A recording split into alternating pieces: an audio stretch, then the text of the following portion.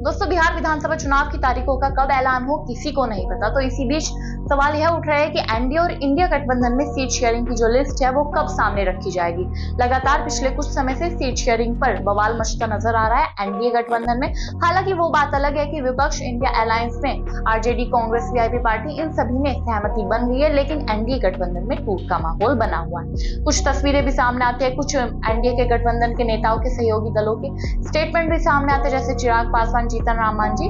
तो इसी बीच अब सवाल यह उठकर सामने आ रहा है कि चुनाव आयोग तो जल्द चुनावों की घोषणा कर देगा, तारीखों की घोषणा कर देगा, लेकिन ये गठबंधन जो बने हुए हैं, महागठबंधन हो या एनडीए गठबंधन, ये अपनी सीट शेयरिंग को लेकर अपनी लिस्ट कब जारी करेगी। तो इसी बीच एनडीए गठबंधन की तरफ से जीतन राम मांझी का बयान सामने आया है। जीतन राम मांझी कहते नजर आए हैं कि दशहरे के बाद हमारे गठबंधन की तरफ से सीट शेयरिंग की अनाउंसमेंट कर दी जाएगी।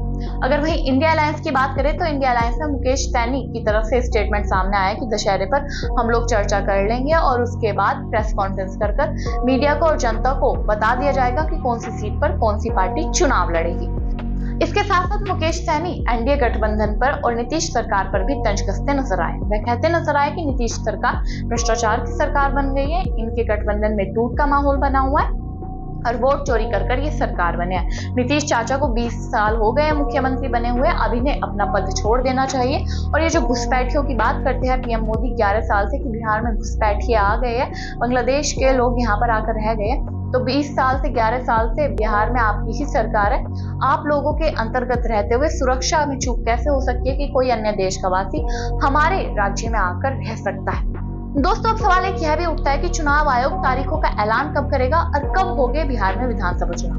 तो आपको बता दें, बिहार में विधानसभा चुनाव छठ पूजा के राउंड हो सकता है। छठ पूजा दिवाली से कुछ समय बाद आती है और कहा जा रहा है कि 25 से 26 अक्टूबर के बीच पहला मतदान हो सकता है। 3 चरणों में यह मतदान होगा, 243 सीटों पर मतदान होगा। हालांकि अभी तक जो अनुमान लगाए जा रहे हैं, इंडिया गठबंधन में जो सीट शेयरिंग का फॉर्मूला सामने आया है उसमें आरजेडी 110 से 150 सीटों पर चुनाव लड़ सकती है, कांग्रेस को 70 सीटें मिल सकती है, मुकेश सैनी की पार्टी को भी 20 सीटें मिल सकती है और अन्य दलों को भी जो बाकी बचे हो उन्हें 5 से 6 सीटें मिल सकती है। अब एनडीए की तरफ से तो कोई भी खुलासा नहीं किया गया, क्योंकि जीतन राम मांझी और चिराग पासवान लगातार बयानबाजी देते नजर आ रहे हैं कि हम 20 सीटें चाहिए, हमें 40 सीटें चाहिए, और बीजेपी इस पर मानने को तैयार नहीं। तो दोस्तों, अब आपकी इस मुद्दे पर क्या राय है, कमेंट बॉक्स में जरूर बताइएगा। तब तक के लिए नमस्कार।